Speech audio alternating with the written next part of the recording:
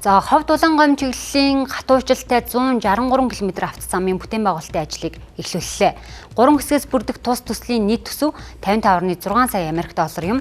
За 2025 онд 5.5 сая Америк долларын санхүүжилтийг баталсан байна.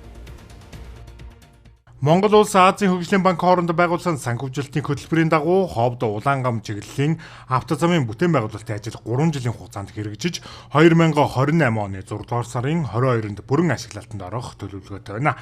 Тус автозам барих ажил олон жил хүлээгдэж 2 аймгийн хооронд хатуу хуучилттай автозамгийн улмаас тээврийн хэрэгсэл зорчиход хүндрэлтэй эвдрэл байг гардаг байсан. Харин хатуу хуучилттай автозамтай болсноор энэ тэргуунд иргэдийн аж амьдралд эерэг нөлөө үзүүлж цаг хугацаа хэмнэх тээврийн зардал буурах боломж бүрдэж байна.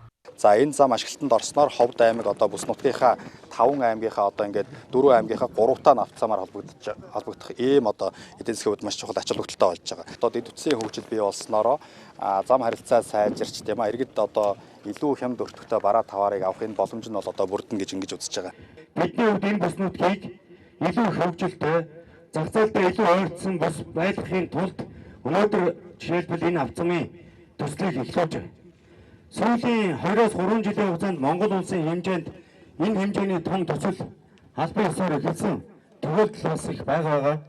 Олон улсын хэмжээнд эдийн засгийн нөхцөл байдал амаргүй, Монгол улсын хувьд төсөв санхүүгийн хүрэлцээ их бага ийм цаг үе дээр энэ том төслийг эхлүүлж чадж байгаадаа бидний хувьд бол бас их тийм таатай байгаа гэдгийг бас та бүхэндээ хэлхийг хүсэж байна.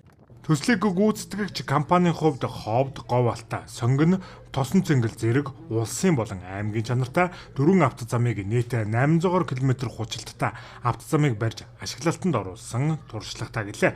Уг бүтээн байгуулалтад нийт 160 гаруй техник хэрэгсэлтэйгээр оролцож 3 жилийн хугацаанд чанарын шаардлагад нийцсэн автозамыг хүлээлгэн өгнө гэдгийг онцоллоо.